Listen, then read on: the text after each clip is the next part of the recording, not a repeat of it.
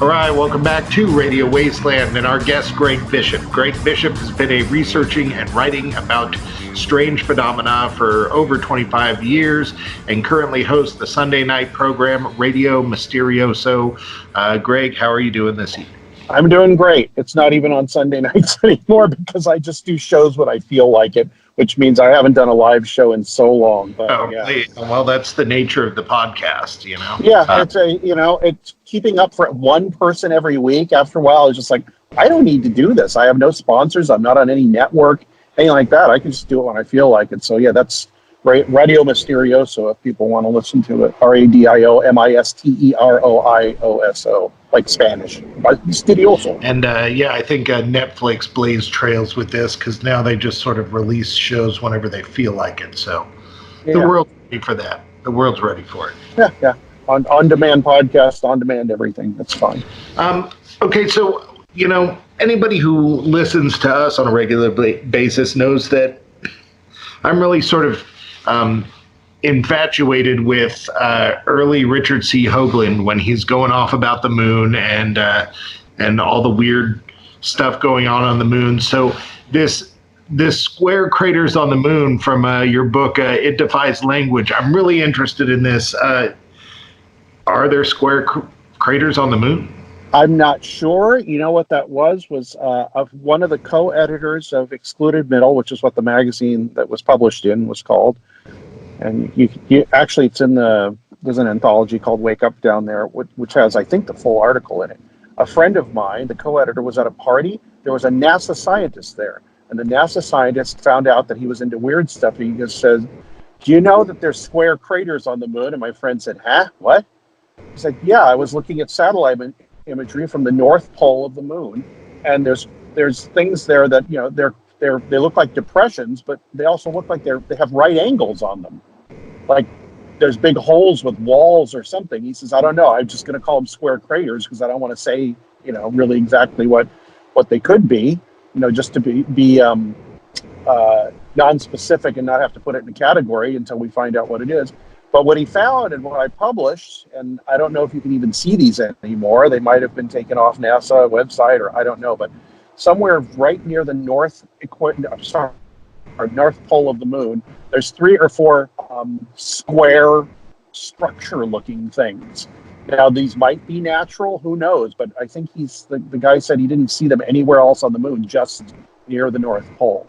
And I think there's 3 of them, and he did something with the angles to show that they were 90 degrees or very close to 90 degrees.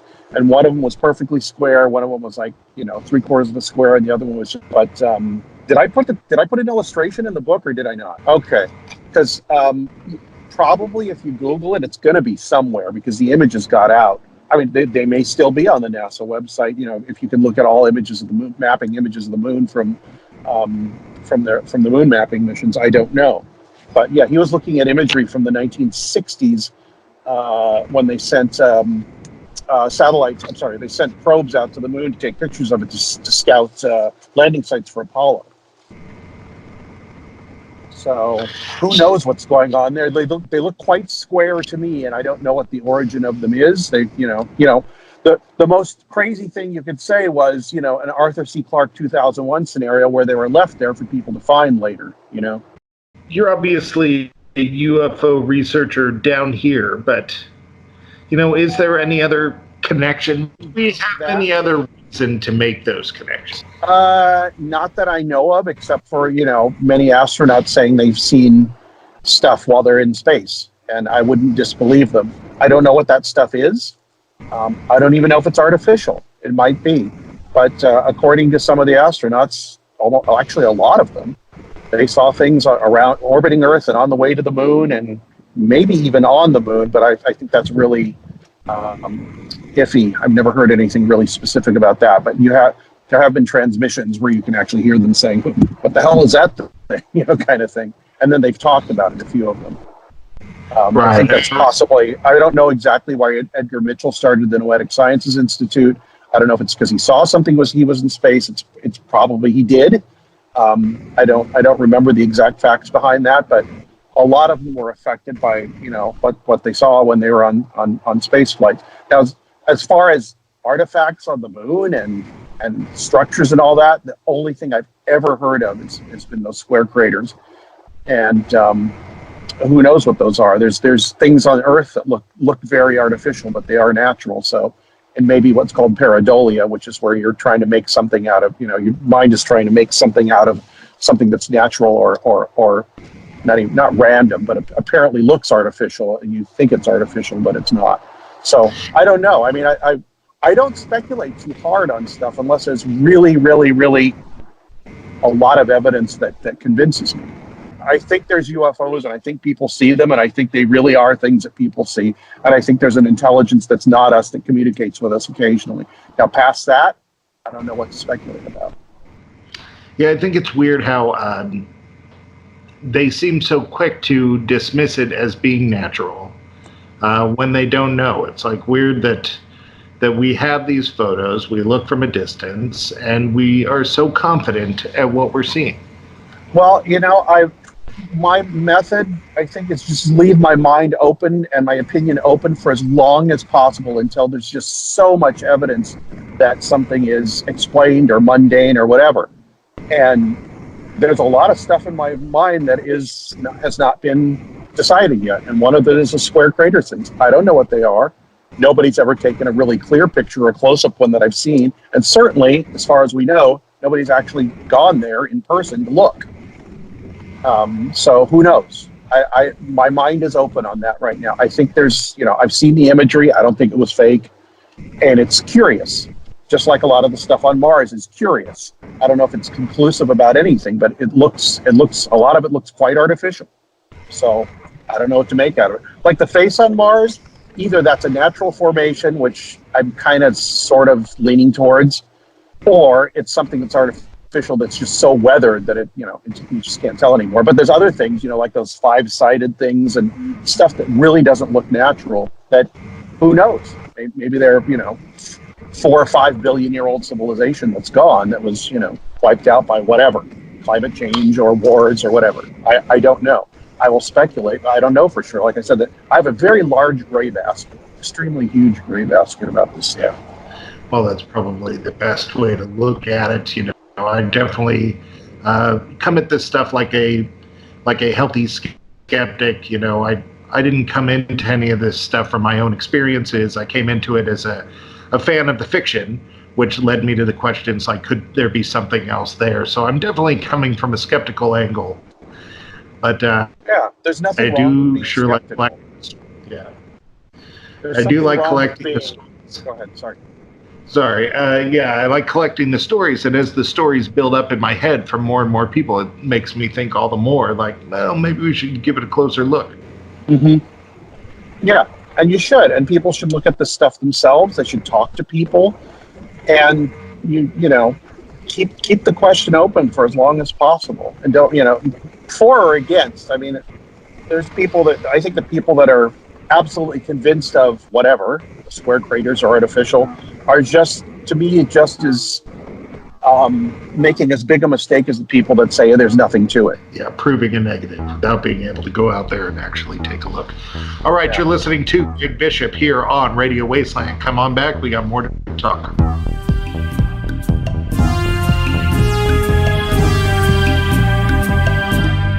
And don't forget to follow Radio Wasteland on Facebook at facebook.com/radiowasteland.us. All right, welcome back to Radio Wasteland and our guest, Greg Bishop. Greg, before the break, we were talking about square craters on the moon and really what's going on there. But here, I was hoping that we could talk about, you had talked about an issue where in the 90s, you were approached by people claiming to be Naval Intelligence after a set of mysterious incidents. Can you elaborate for me? I don't know what mysterious incidents that refers to. Maybe I said something about it, but I can't remember what the mysterious incidents were. But what happened was a friend of mine was contacted by somebody who said he was from Naval Intelligence, and that after a while he said, "Would you like to meet him?" I said, "Of course." So we met with the guy. he did things like show us pictures that he said were from Area 51 of strange, like, craft that were captured or whatever. Kind of, most of them kind of blurry, and some of them a little more distinct, but I suppose could have been photoshopped at the time or whatever. Some of them looked real. I don't know. Were any of the pictures that you were familiar with, maybe having seen before? No, not a one, which was kind of interesting. Yeah. I hadn't seen any of them, so I think he knew that, or whoever he was working with knew that, so they wanted to, So what you find out with these people is that they will flatter your ego by saying, you're special, we're going to tell you this thing, it is a secret, but we think you need to know. And then they can lay anything on you if you believe them, because then you're like, well, I must be important, so they're giving me the real stuff. And then at that point they can give you anything, mixed with real stuff, so it doesn't sound like total BS. But he would do things like he would tell my friend, and this was the mid-90s or the early 90s when this was just revealed, when the stealth fighter was revealed. He would tell him, go to this airport at this time and stand at this runway. And he'd do it, and the stealth fighter would fly over. And it was barely publicly revealed at that point. So, and he'd tell us, watch the news, and this was during the Kosovo conflict. He said, in 1 week you will hear that this person was shot down, and it was like, and it would happen. So he had access to information. But the thing was, he used that to pile a whole bunch of other stuff on us, like, political stuff, mixed with UFO stuff, mixed with, I don't know what else, but it mostly had to do with UFO information. And I got, after a while of talking to this guy, I got horribly paranoid. I thought somebody was, he told me people could watch what I was doing in my computer, and they could look into my house and all this other stuff. And I got viciously paranoid for about a year until I made a decision to stop being paranoid because I was tired of it. But I learned a lot, from talking to this guy, and I've had hours of conversations with him about basically about the UFO subject, and it's stuff that most people talk about now, about Area 51 and about the what's going on there, the who's involved there, what companies were involved there, what defense companies were involved in the subject. Stuff that a lot of people talk about now, but back then nobody really knew it, or the rumors hadn't started. Whether it's true or not, I don't know. I think it's partially true, just like a lot of stuff he told me. But it was a really good education in when somebody from the government, or says they from the government, contacts you, you have to be really careful, because they're not contacting you because they think you're special. They think you're useful, if you see what I mean. Yeah. So why you? Why? Because I had a why would I listened to him, and I guess they thought I was ripe for whatever. Because I did publish some of the stuff he told me in the magazine, so I thought it was interesting. I didn't, right. But I didn't publish. I published it with caveats, like, this could be true, I'm not sure. And the guy yelled at me for it. He said, don't put equivocations on this. And I said, but I haven't seen this for myself. I have to. And at that point, I think a lot of it died out because I wasn't doing what they asked me to do. Exactly. So it's like they're maybe getting you to propagandize, or, do you feel like they were trying to get you to distribute disinformation or to slowly distribute true information? I don't know. Maybe both. I really don't know. But if somebody holds all the cards and you're just sitting at the table there, and occasionally they give you a hand, you really don't have any choice in what it is. You either have to play or not. And if you play, you kind of have to play by the rules. And if you don't play by the rules, they kick you out of the game.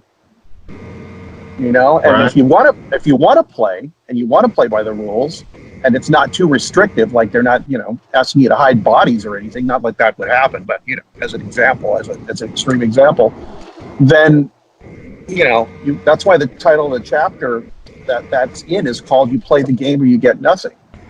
And the same thing happened when I was working on Project Beta, the book about Paul Benowitz. I mean, I realized that I was involved in a game, and that I had to play by people's rules. That doesn't mean that I passed along disinformation. It just means that I had to be somewhere where I said I was going to be and talk to the person I said I was going to talk to, and be willing to be. I probably had background checks on me. I have no idea, but as long as you can play the game without having to knowingly lie or distribute false information, I'm okay with playing that game. But I'm not going to tell other people's lies for them, at least not knowingly. So, this cloak and dagger kind of stuff is kind of like a stereotype of this whistleblower UFO stuff, but this stuff really goes on. Yeah, it does. I don't know if it goes on so much anymore because the internet is a lot easier than having to use people. All you have to do is start throwing out stuff on the internet, and if it flatters their prejudices, they'll believe it. So you don't really need to use researchers anymore. Although I think, some are maybe kind of used, but maybe they don't even know it.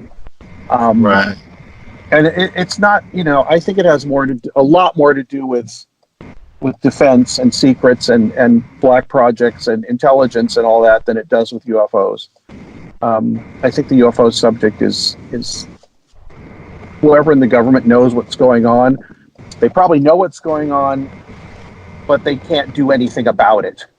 And if they can, we're never going to hear about that. But I think it's mostly the cover-up is they can't do anything about it, and the subject can be used for other purposes, like counterintelligence. For some people, that might be a naive view, but that's mine right now, and it has been for a while, based on the people I've talked to and the things I've seen and all that. I don't really disagree with any of that. One thing that I've been having a hard time wrapping my brain around is the Navy releasing this stuff and even admitting to it or even saying anything about it, especially saying publicly, yeah, that's real, but we don't know what it is. That seems like you're just trying to terrify the masses that you don't know what you're doing. I find it all really kind of confusing. I'm of a couple or three minds about that, and one of them is let's deal with this in a way that is more open, so that we can utilize some of the public resources for this. Two, they know exactly what's going on, but it's being used to, and this is one scenario, it's being used to scare people into bigger defense budget or whatever. And three, it's an intelligence operation where people are being told a certain thing to see how the rumors spread and how to, how people feel about it, how they comment on it. I tell you, when people come on the internet and say, "What do you people think about this?" I'm like, to me, that seems just like an obvious person gathering information. Like, what's this person's opinion? What are they thinking? What are they saying? Just so that information can be logged somewhere and used at some point. Which is why when somebody asks my opinion, unless it's a friend of mine, if they ask my opinion anonymously on the internet, I don't give it to them. I would rather not. But yeah, a show like this where everybody's listening and the host uses their real name and all that, totally fine. I'll talk about anything. But right, I think people should be aware of that. Just giving up too much opinion or personal information to people who they don't know, even if they do use their real names or what sounds like a real name. So it should be like, I'll give you an example. Remember that font that came out that was supposedly Donald Trump's handwriting?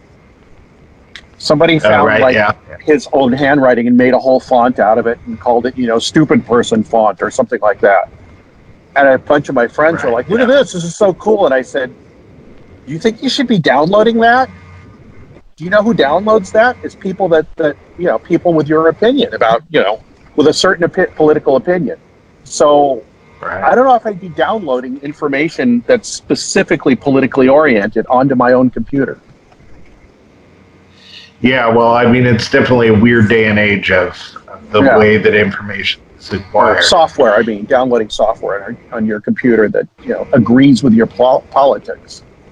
I don't think it's... Right, I think that's the weirdest part, is that everything we read is catered to what we like already. It seems pretty stagnant, Yeah, check out stuff that pisses you off once in a while, that you wouldn't normally check out. I think it's healthy. Well, I definitely do. All my friends think I'm weird because I'm a left leaner, but I listen to hours of conservative talk radio, and they think it's weird. And for some reason, I really like it. I like getting the news from the other side. It makes me really kind of think about it. Yeah, I really it's a kind of great idea. accidentally do that anyway. Yeah, well, that's rare. I think more people should do that. I don't even do that as much as it sounds like you do. So. Yeah, I didn't do it premeditatedly. I just look back and realize that I accidentally did it. All right, you're listening to Greg Bishop here on Radio Wasteland. Come on back, we got some more.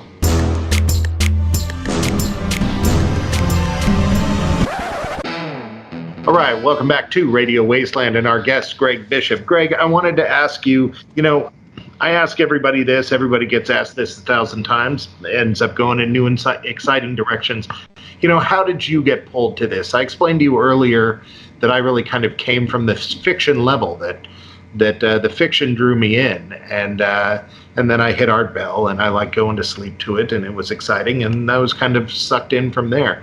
What drew you into this topic? I have no idea.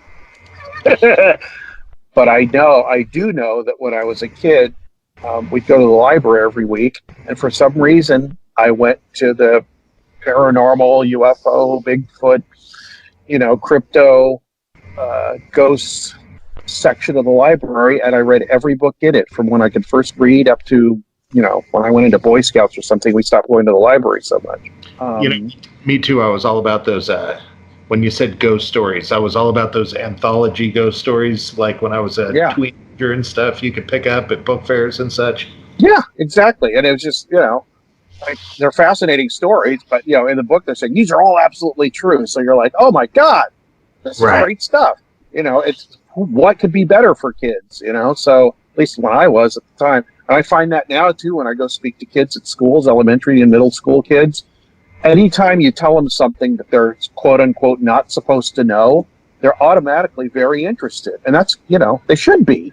They should have a healthy, disrespectful curiosity about things. That's the only way you're going to ever get anywhere and advance and learn, is to have this healthy curiosity and this idea that what's being told to you is not the whole story. So I think that's, where my interest came from, and it just developed from there. And then I stopped thinking about it when I was a teenager, because, you get older and then you can drive and there's girls and beer and stuff.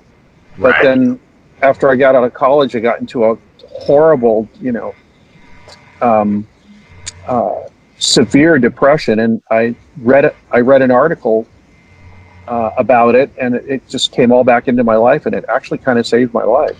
Yeah, well, I mean, you got to have, purpose. I think, going back to what you were first starting to say, is I think there's something about being a weird kid, a kid that's drawn to the weird stuff. I think it keeps magic in your life a little longer, and then later in life, when you come to settle down, you actually have something to care about. So I think it's really the weird kids of this world. I mean, look at the NASA and JPL employees that, tout their love of Star Trek and Star Wars. It's like, keep that, there's that light there. There's that, I go and speak to groups, and sometimes, especially groups like MUFON and all that.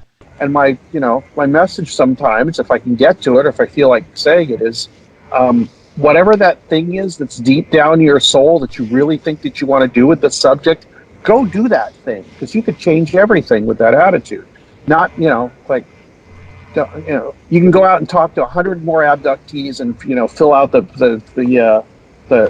form and, do the thing that you're supposed to do. Or you could say, wow, this is a lot weirder than I think it is, so let me take it in the direction I want to take it in and see what we can come up with. And that's what's needed, is people having once again, that healthy curiosity and disrespect for what somebody's telling them to think, or what they're telling people to ask, or whatever.